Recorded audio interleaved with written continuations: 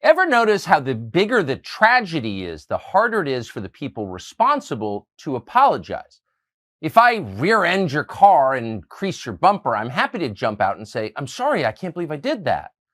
But if I were to say invade Iraq under false pretenses and kill 1 million people and spend $1 trillion of your dollars doing it, I wouldn't say a word. I would never admit that was a bad idea. I couldn't.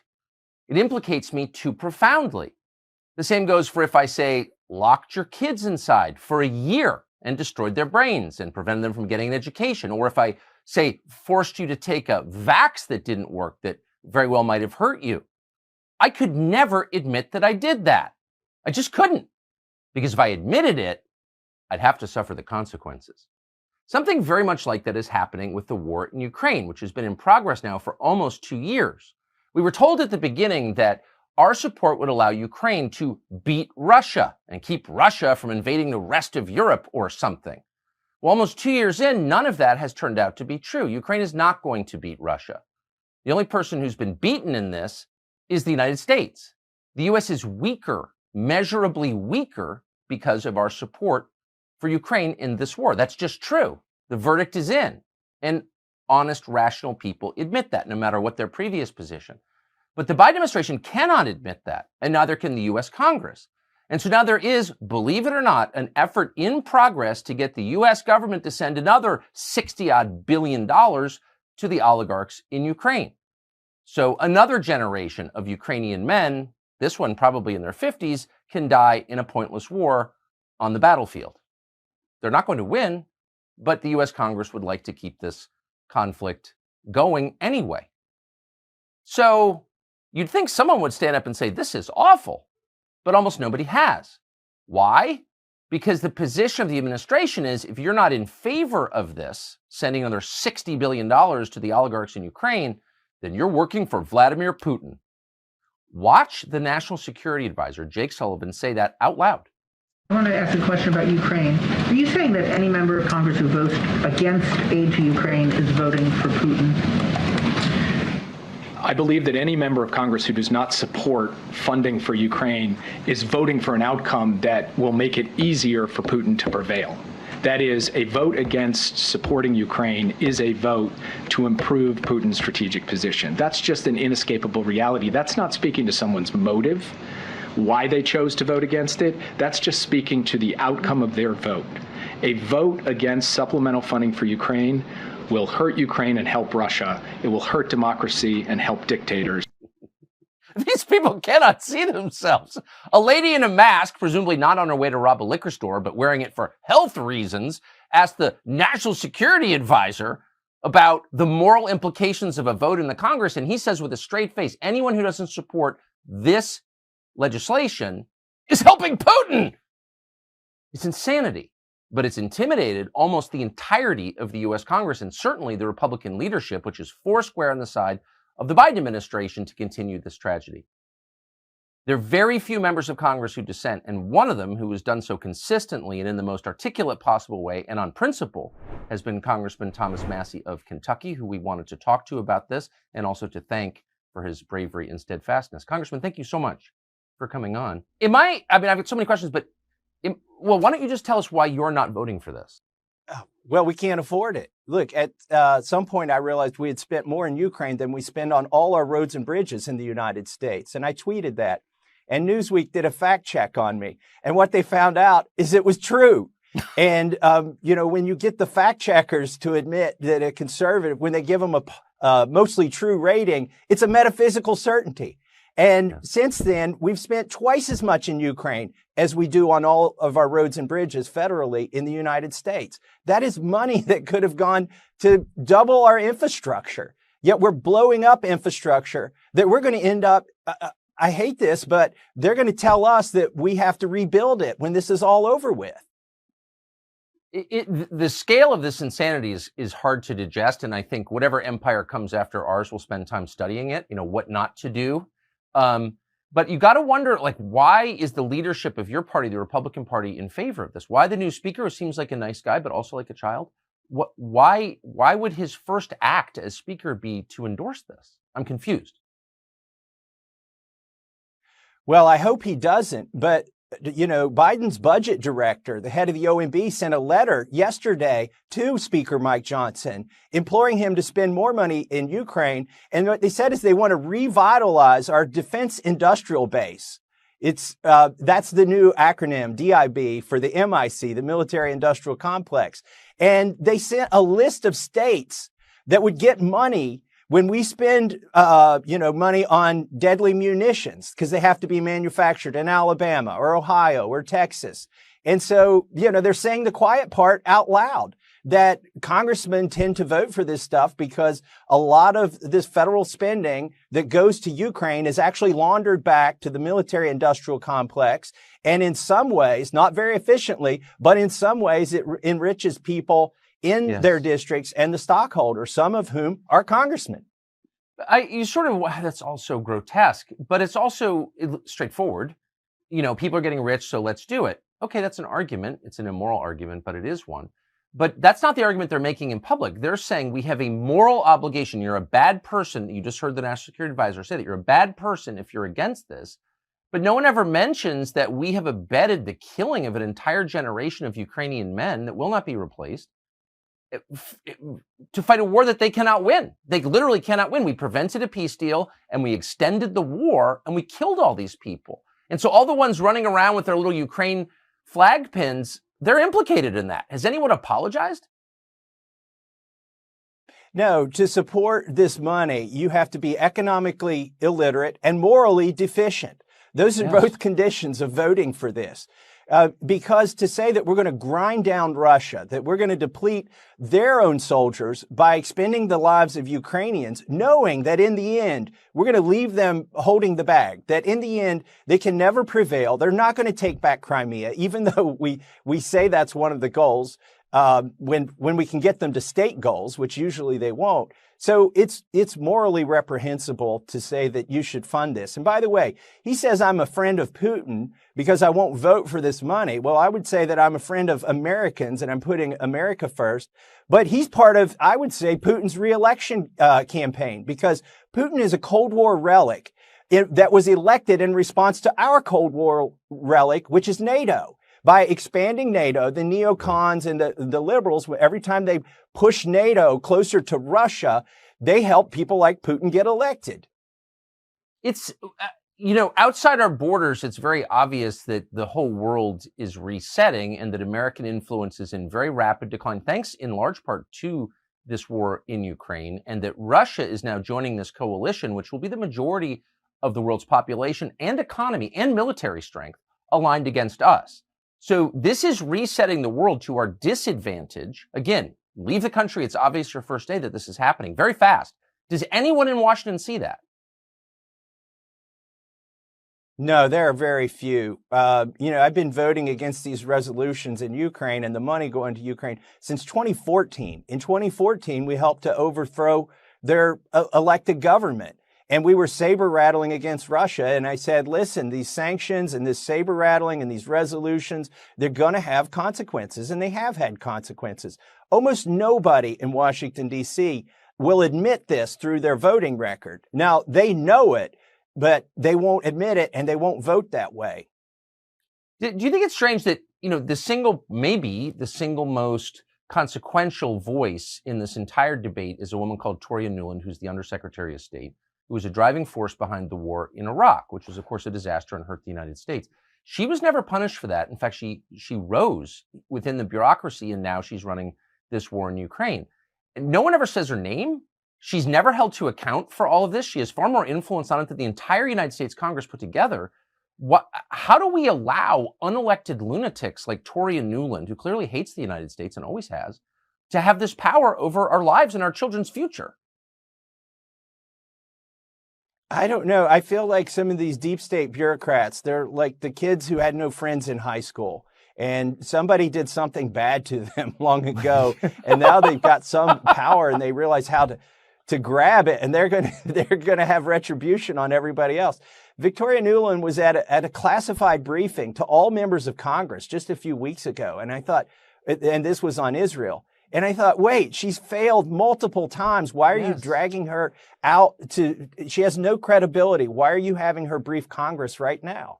I mean, she's responsible or shares responsibility in the deaths of more people around the world than maybe any other living American.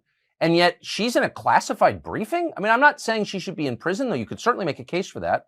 But she certainly should not have a security clearance and be briefing members of Congress. Did anybody say, wait a second, there's nobody more discredited than you are, Toria Nuland? Did anyone say that? Nobody did. By the way, these classified briefings, they're basically propaganda spoon-fed to members of Congress directly from the deep state and from the administration. So we're going to have one today, in fact, on Ukraine. We will all file into an auditorium and leave our cell phones at the door. And we're just, I'm sure this is going to be sort of a psyop or struggle session to get us to vote for more money to go to Ukraine. I don't understand why the co-equal branch of government, the legislative branch, the Congress, allows itself to be manipulated by the intel agencies and the National Security Council. It seems like really crazy. And masochistic even. Well, listen, a lot of this money, too, isn't just going to lethal aid anymore. We're propping up the government. We're paying salaries of politicians in Ukraine, and we're paying pensions of politicians in Ukraine. Yesterday, I met with the Special Inspector General over Afghanistan, and I found out we've spent $6 billion there since we left. There's still money going to Afghanistan. And he said, you really need, he doesn't want the job, but he said, you really need a special inspector general over Ukraine. And I said, what do you think? Where could they be hiding some of this money, or where could it be going? And he said, well, look at what they did in Afghanistan. 30 or 40% of the special, the police in Afghanistan, their security forces didn't exist. We were paying salaries for people who were on the payroll, but they weren't real people. And now that we're paying salaries in Ukraine, how do we know that those are real people? As a matter of fact, we saw with the PPP program in the United States, people were getting money to pay people that weren't even on their payroll. So there are lots of obvious places to look for waste, fraud, and abuse. I wouldn't be funding it to start with. But if we are going to fund it, we need to have somebody auditing this.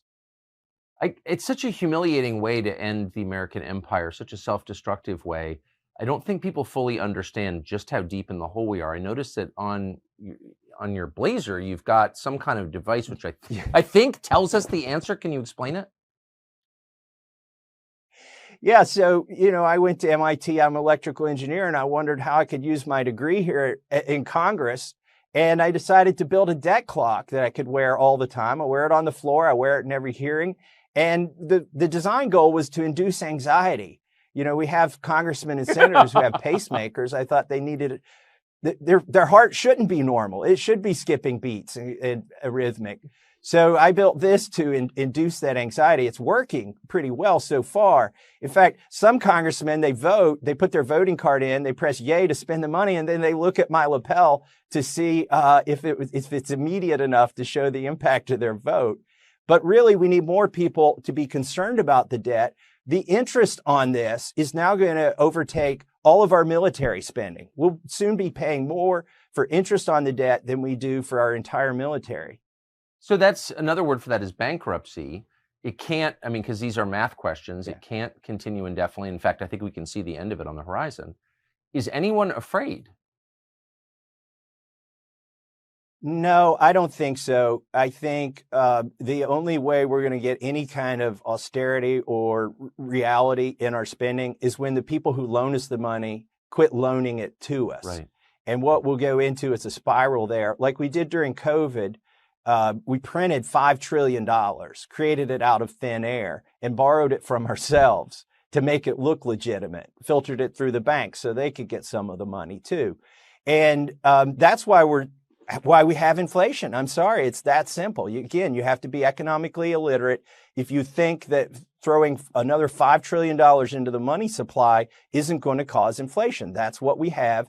It's long lasting. Now, the Fed was supposed to be the firefighter, but they're really the arsonist, and they're coming in and they're raising interest rates. And they've raised them to the point where it's going to be hard to, buy a car or move into a house.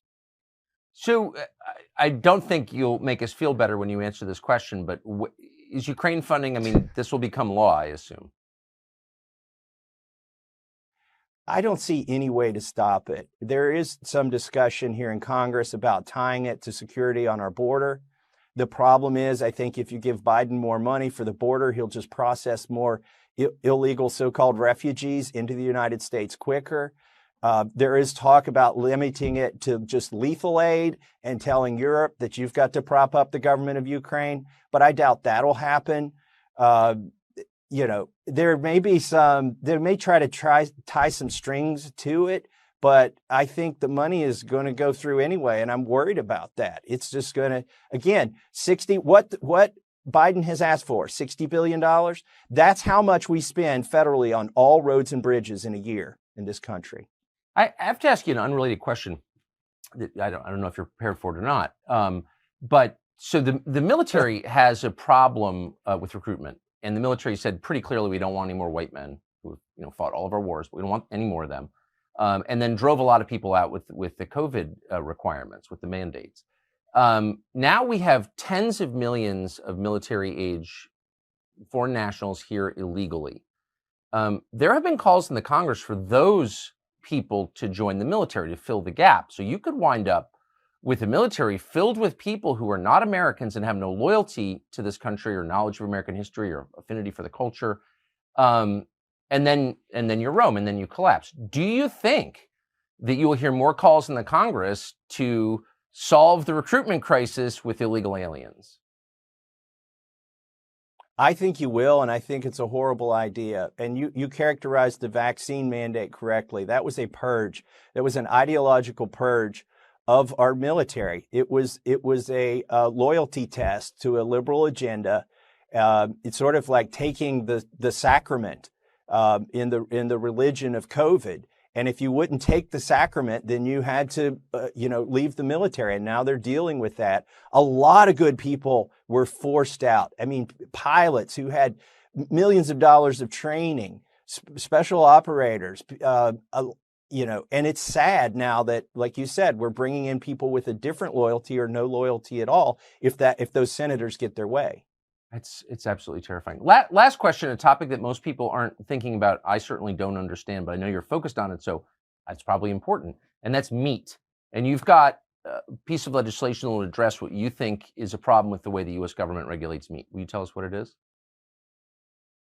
Yeah, absolutely. I've got a bill called the Prime Act, and it's in response to the fact that 85% of the meat that's served in the United States is processed by one of four meat packers, and one of them's owned by China, one of them's owned by Brazil. So there's this monopoly on the meat industry, and the irony is farmers can't sell directly to consumers in their own counties and their own states. They have to ship these things across the country, and it's affecting the nutrition of our food, the safety of our food. So what my bill says is if the farmer and the consumer and the local processor are all in the same state, if there's no interstate commerce involved, then get the feds out of it.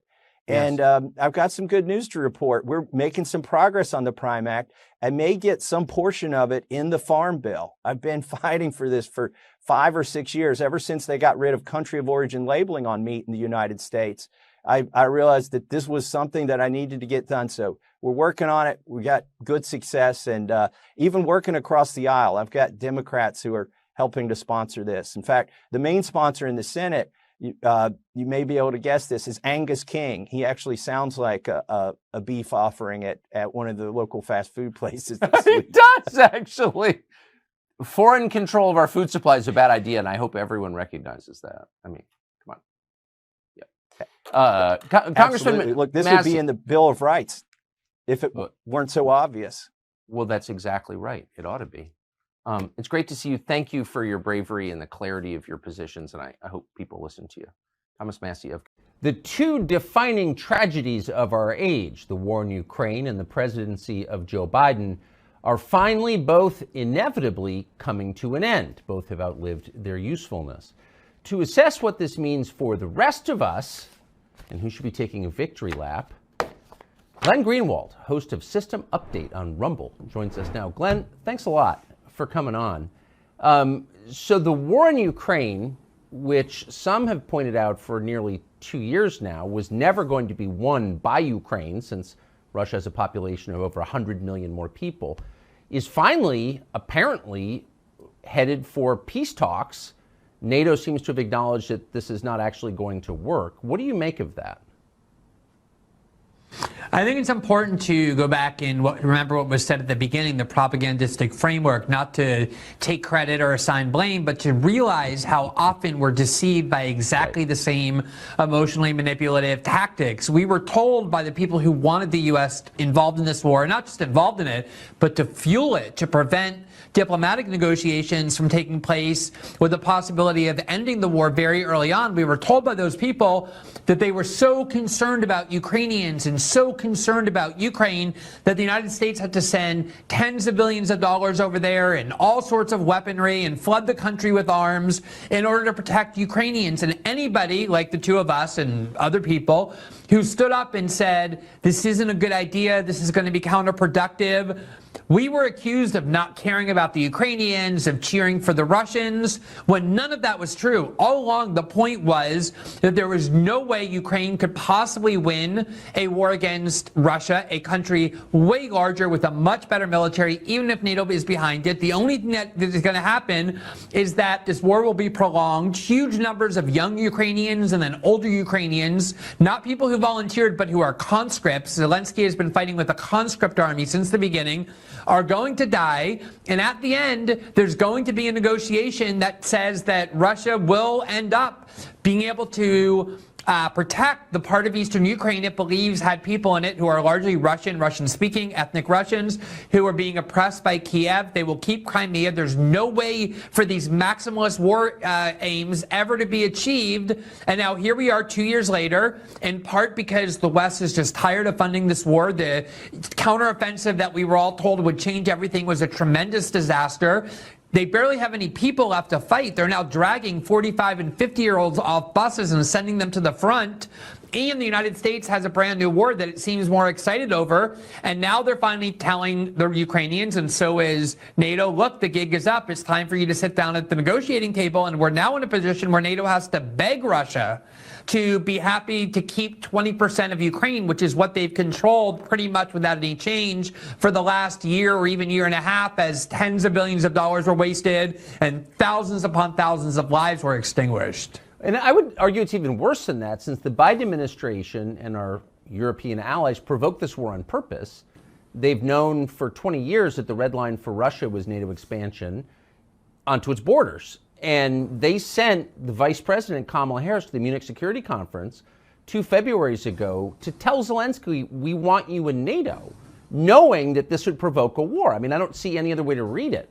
Yeah, I mean, this idea that if you talk openly about providing a security relationship with Kiev, or especially talk openly about allowing NATO to go right up to the most sensitive part of the Russian border by including Ukraine in the alliance, the idea that that would provoke an automatic war with Russia, between Russia and Ukraine, is something that Washington has known for decades. There's a famous memo in 2008 written by the current head of the CIA, Bill Burns, who wrote to Condoleezza Rice and other Bush administration officials who at the time were excited about expanding NATO eastward, about putting Ukraine in NATO. And he said, look, it's not just Putin, it's every single person in Moscow, even the people who hate Putin. All Russians are united around the idea that any attempt to put Ukraine into NATO is an existential threat to Russia, and they will have no choice but to invade Ukraine if we try. And they knew that, and they ignored those threats. And I absolutely think, Tucker, that one of the things that is, I think, the greatest fraud of this war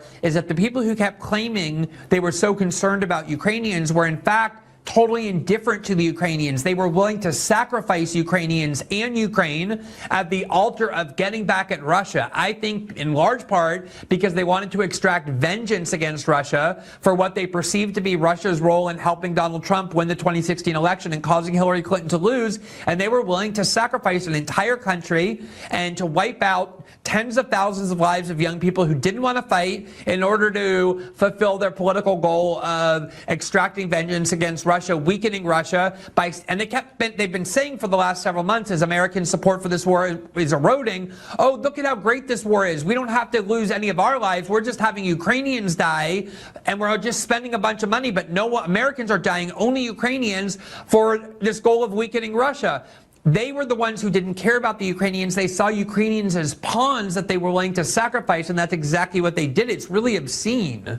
This is almost a rhetorical question, but isn't this the point in the story where we pause and the people who behaved in the way you just described, which is grotesque, where they apologize for what they did and apologize to the people they maligned by calling them Putin apologists or tools of the Kremlin or disloyal Americans? Isn't that a kind of a necessary step in recovering from this disaster?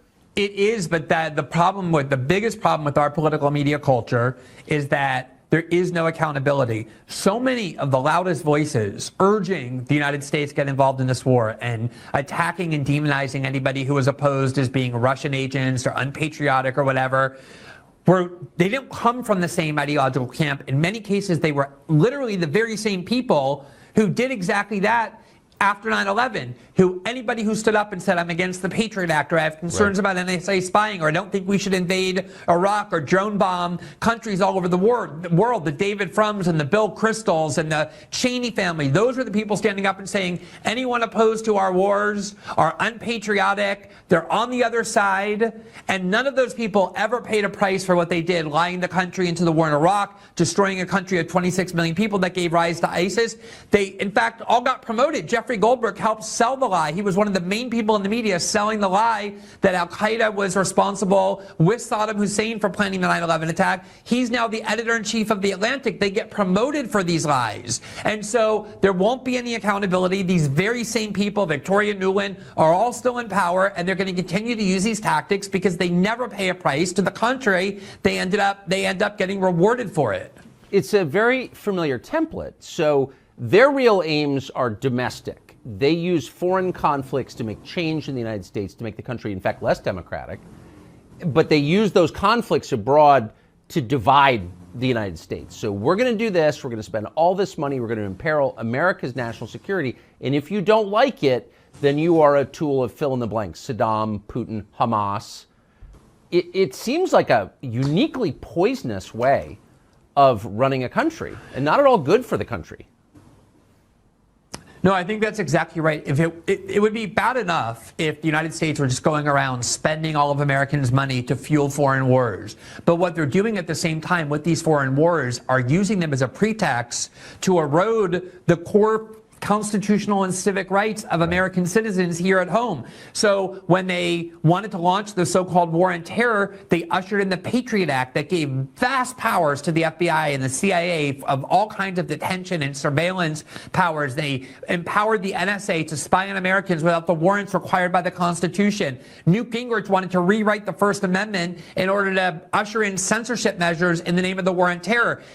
They did the same thing with the war in Ukraine. Some of the greatest censorship on big tech came from those people who were questioning NATO narratives, who were standing up and saying, I don't think these things are true. I don't think these things are wise. The EU made it illegal to even give RT a platform. So every single one of these wars results in fewer and fewer rights for Americans here at home. And now we're seeing the exact same thing, Tucker, with this insistence, and the Biden administration is fully on board in partnership with Republicans to provide billions and millions of dollars, not this time to Ukraine to fuel their war, but to Israel to fuel their war. And what we've been seeing from the people advocating that is this insistence that those who stand up and say, I'm not in support of what Israel is doing to the Palestinians, I don't think the United States should treat this war as our war. You don't have to agree with that or not, but there's so many efforts now to say people saying this should be censored. What they're saying is illegal. They're invoking all the theories that the liberal left have been invoking for years now to justify censorship of the views they dislike. Oh, this is inciting violence. This is going too far. This is hate speech. This is against a vulnerable minority group. And now we're seeing the same kind of erosion of free speech here in the United States on the part of Americans, because now there's another foreign war that's always part of the equation, the domestic aspect to it, that vests more power in the government and takes away more and more rights from Americans. What's so terrifying to me, though, is that the right, the American political right, which really...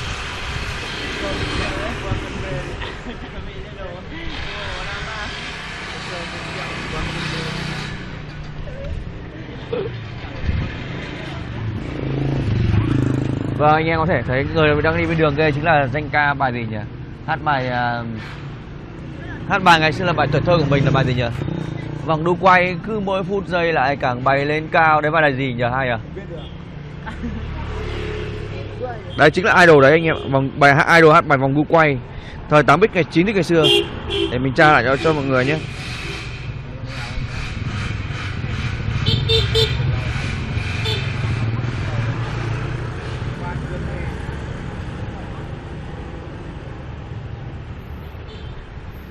Đây là bài bay giữa ngân hà.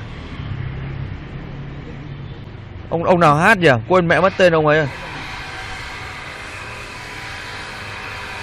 Sao lại bài hát bay giữa ngân hà của Nam Cường là nào? Đúng rồi, Nam Cường em ạ. Đéo anh nghĩ ông ấy tên là Nam Cường nhỉ? Nam Cường anh em ạ. Nam Cường.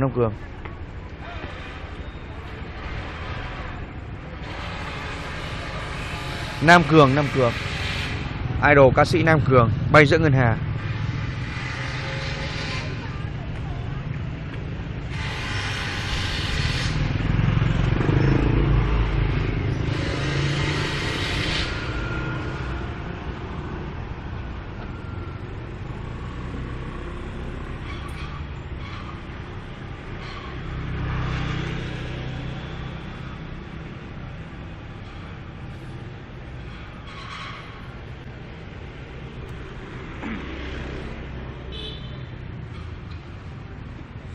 Cuộc đời mênh mông anh lại về bên em ngày gió mưa không còn mình đường ta lại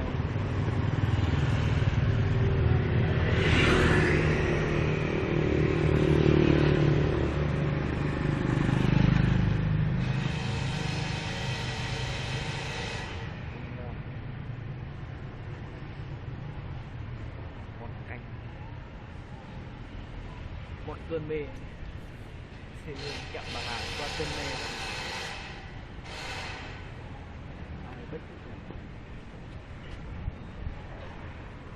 bữa ra rồi đổi từ bữa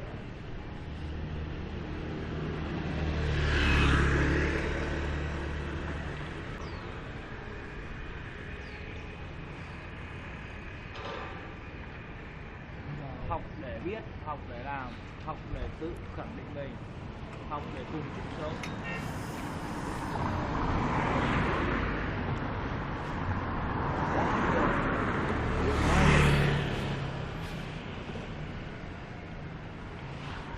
Lên phố đi.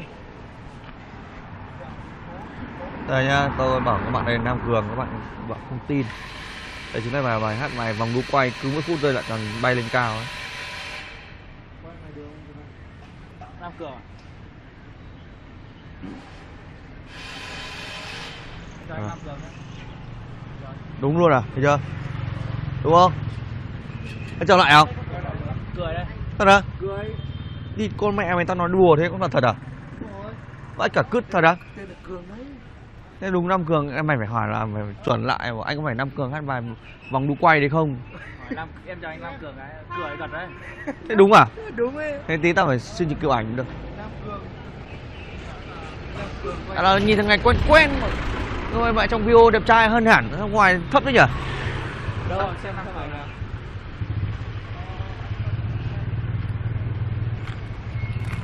Nam Cường limousine à? Mẹ đúng rồi. Đâu? Nam Cường limousine. Đúng rồi. Đúng không ấy luôn à? Đâu? Đúng không ấy luôn này? Em chào anh Nam Cường. Chào anh Nam Cường nhá, cười này. Nhưng mà đéo rất là khác thế. Khác gì? Cái thời ngày xưa của anh là nó phải như thế này này. Đẹp trai như này này, ngày xưa nó đẹp trai đấy mà. Ông đẹp trai này, anh hai của ông ấy với anh hai của ông ấy đẹp trai đấy. Đúng rồi gì đó. Phải idol nhìn lồn tịt. Thế xin ngọc ảnh cũng được. Đi vậy đúng ông này luôn này. Em đéo biết ông.